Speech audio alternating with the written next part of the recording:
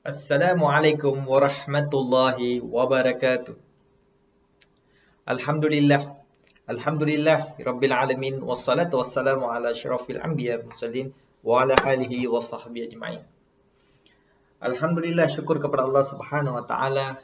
Hari ini kita berkumpul di dalam sebuah modul kelima, iaitu menggalakkan berjemaah. Sabda Rasulullah sallallahu alaihi wasallam di dalam sebuah hadis riwayat Al-Tirmizi, maksudnya pertolongan dan rahmat Allah Subhanahu wa taala bersama dengan orang yang berjemaah. Apa sebenarnya cara pun untuk kita memupuk menggalakkan berjemaah, selalu menunaikan solat, kan? Menunaikan solat berjemaah di dalam masjid, kan? Dan juga di seluruh umat Islam, terutamanya ahli keluarga kita, kan? Keluarga kita mengajak berjemaah. Antara cadangan yang saya boleh berikan ataupun saya boleh mencontohkan, iaitu yang pertama, seorang bapa, seorang bapa sendiri memperhatikan diri amalan solat berjemaah apabila tiba waktu solat, kan? Yang nombor dua, tanggungjawab seorang ayah mengajak anak-anak pergi bersama menunaikan solat berjemaah apabila masuk waktu solat di masjid. Dengan suasana sekarang dengan COVID macam ini, seorang ayah bertanggungjawab mengajar keluarga, mengajar anak-anak, terutamanya anak lelaki, mengajak untuk berjemaah. Saya teringat sebuah hadis Rasulullah sallallahu alaihi wasallam dalam riwayat Imam Muslim, bermaksud solat berjemaah itu lebih baik daripada solat bersendirian, dengan 27 darjat. Masya-Allah, tabarakallah. Tuan-tuan pemerhati Allah Subhanahu wa taala, sebenarnya dalam membicarakan isu ni, seorang ayah sebagai ketua keluarga ialah orang yang sangat memainkan peranan untuk mendidik ahli keluarga, agar sentiasa menunaikan solat berjemaah. Peranan ayah tu tersebut, peranan ayah, ataupun bagi ibu, bagi keluarga yang tidak ada ayah lah, maksudnya dia dah meninggal, ibu pula ambil alih, adalah sangat penting dalam mendidikkan anak-anak solat berjemaah. Ada juga pepatah Melayu berkata apa? Menyebut bapa borek anak rintik. Gitu kan? Bagaimana seorang anak akan mengamalkan tuntutan solat berjemaah jika dilihat ayahnya sendiri malas nak culas pergi ke masjid.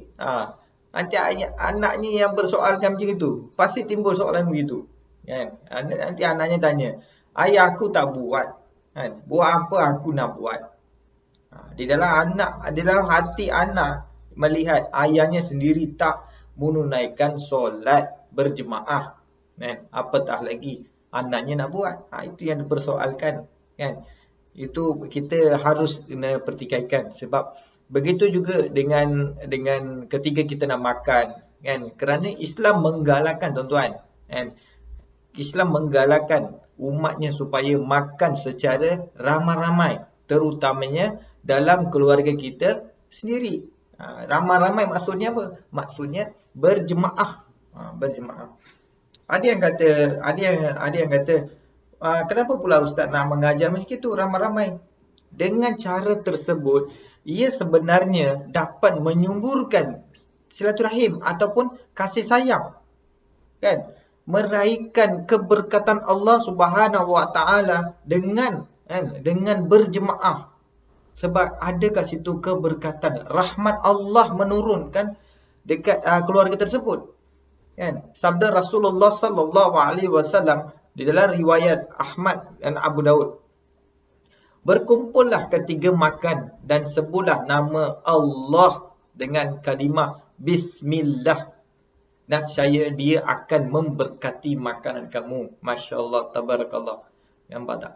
Rasulullah sallallahu alaihi wasallam dah bertegur, kan? Di dalam sebuah hadis lain, kan? Hadis lain sabda baginda sallallahu alaihi wasallam, makanlah dengan berkumpul dan jangan sendiri-sendiri. Makan makanan satu, makanan seorang cukup untuk dua orang. Makanan dua orang cukup untuk 3 atau 4 orang. Makanlah dengan berkumpul, jangan bersendiri-sendirian. Kerana berkat itu ada dalam jemaah. Bermaksud kita berjemaah. Rasulullah sallallahu alaihi wasallam menegas lagi dalam sebuah hadis, kan? Hadis riwayat Abu Ya'la. Makanan yang paling Allah disukai ialah makanan yang dijamak banyak tangan. Dia banyak tangan. Tuan-tuan puan rahmat Allah Subhanahu wa taala, kita makan dalam satu dulang ramai-ramai. Allah, masya-Allah, tabarakallah. Itu yang Allah suka. Itu yang sabda Rasulullah sallallahu alaihi wasallam dalam hadis tersebut, kan? Mendasarkan hadis tersebut, makanan secara ramai-ramai, kan, akan melahirkan keberkatan apabila setiap orang yang menjamak hidangan, menjamakkan hidangan, melahirkan kesyukuran terhadap rezeki yang dikurniakan. Masya-Allah, tabarakallah. Ini Allah dan Rasul, Allah dan Rasul yang berkata begitu. Apatah lagi kita ni umat akhir zaman. Sayang sekali, rugi kalau tak mengikuti. Biarpun makanan tu sedikit, tuan-tuan, apalah salahnya jika ia berkongsi dengan nikmat bersama-sama. Allahu Akbar. Percayalah tuan-tuan, rahmat Allah Subhanahu wa taala, percayalah Allah Subhanahu wa taala akan mencukupi rezeki kita, insya-Allah, insya-Allah. Sabar-sabar rahmat Allah Subhanahu wa taala. Alhamdulillah, syukur kepada Allah Subhanahu wa taala, hari ini kita berkumpul dalam tazkirah ringkas, kan? Tazkirah ringkas. Hari ini kita dah kongsi ilmu berjemaah dalam keluarga. Jadi di situ, kan, di situ ada rahmatnya. Kita harus peka dalam suasana dalam Covid sekarang ini, kita berkurung di dalam rumah, kan? Allah mengajar sesuatu ilmu, iaitu ilmu berjemaah. Bersolatlah berjemaah, makanlah berjemaah, dan tadarus Quran berjemaah dengan keluarga sanak saudara, insya-Allah. Wallahu a'lam bissawab. Akhirlah kita punya tazkirah ringkas pada hari ini. Saya Muhammad Rosham daripada penggerak Sakinah Yayasan Bangunan Keluarga Darul Takzim daripada daerah Keluang. Sekian saja daripada saya. Kita akan jumpa lagi episod-episod akan datang, insya-Allah. Wassalamualaikum warahmatullahi wabarakatuh.